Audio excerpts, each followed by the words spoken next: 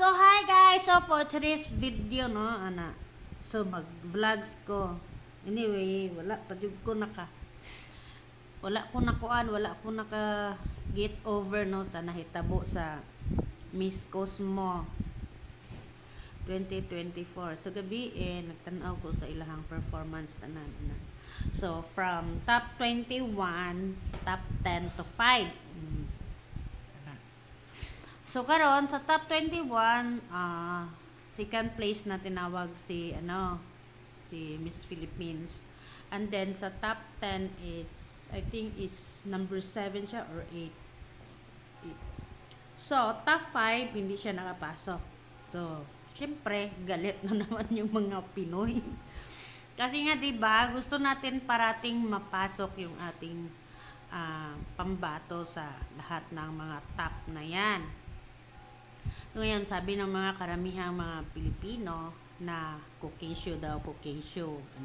So, una, nung pagtawag ng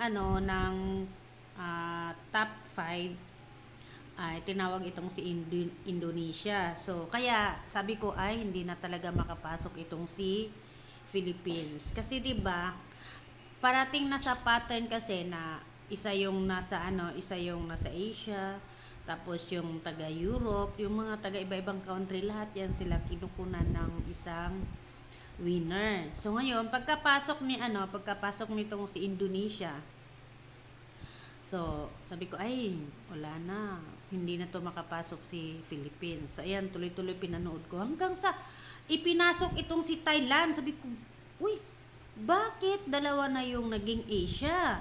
Sabi ko lah, bakit ganun? So ayun. And then, after that, mas lalo akong na-shock nung nakapasok itong si Thailand. Oh my God. I think Cosmo is for Asia lang. Sabi ko, my God, bakit tatlo yung pinasok nila sa Asia? Anong nangyari sa mga ibang country? So, yung tatlong yan, sila talaga yung pinakamaganda doon, pinakamagaling na, nag-perform. Sabi ko, oh my God. Bias naman ito. Sabi ko, ang pangit naman ito panoorin. Bakit tatlo yung pinasok sa Asia? Tapos, pinasok talaga nila yung host country. Sabi ko, most of the time talaga, yung host country ay parating nasa top 10 lang talaga yan. Kasi, mapaghalataan sila na cooking show. Kasi, di ba host country ka, maliban lang talaga kung binigay niya ng todo yung performance niya. Pero, kita mo naman na mas may magaling pa talaga kay Vietnam. Mas kay Vietnam mas maganda pa yung hindi naman sa maganda yung gown ni Atisa. Kaya nga yung pagpasok nga ni Indonesia, kita ko kasi yung gown, sabi ko ay hindi to makapasok si Indonesia, siguro si Thailand. Sabi ko pinagpilian ko talaga si Thailand at saka si Philippines kasi maganda yung gown nila. Sabi ko ay kasi yung gown kasi ni Indonesia is para siyang dull na parang hindi siya eye-catchy. So yun, sabi ko, siguro hindi siya makapasok. So yung pumasok na si Atisa, sabi ko, wow, ganda ng gown. Sabi ko, yes, may pag-asa itong makapasok sa top 5. Sabi ko, ay, shit, bakit hindi siya nakapasok? Kasi pagtawag kasi ng first is Indonesia. So kaya sabi ko, ay, hindi na talaga itong makapasok si Philippines kasi 'di ba parating naman is isa lang yung sa Asia, isa yung sa ibang sa Europe o sa ibang mga country, ganun pa isa-isa kino-collect nila yung isa-isa kada country, kada parang kumbaga region, kumbaga.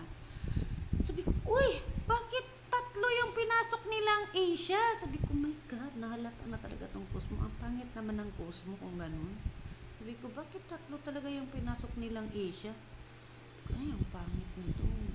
Halatadong bias. Siguro sa next na naman na pageant to, baka konti lang ang magpunta kasi iisipin ng mga taga-ibang country na ay, ang Cosmo pageant is for Asia lang.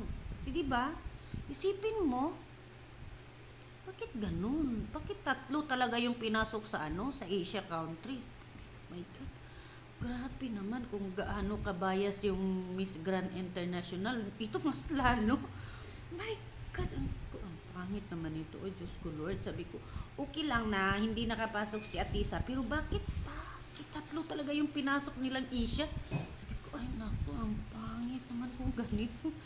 Kaya nung pagkatapos na yung tinawag niya yung top 5, pinatay ko na. Sabi ko, ay, ayaw kong makinig sa mga answer nila kasi alam ko na kung ano yung magiging sagot nila. Diba?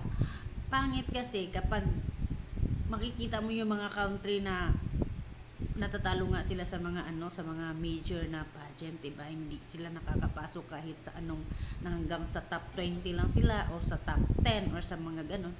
Ay, matulog na nga ako, ayaw ko na magpuyat. Sabi ko, ayaw ko na makinig sa mga sagot nila kasi alam ko na kung ano yung magiging sagot. Sabi ko, ay,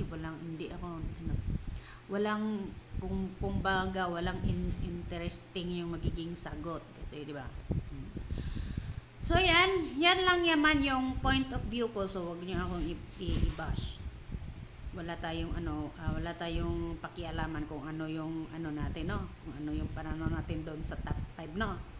So, kaya ikaw gumawa ka rin ng sarili mong point of view. Keep yours.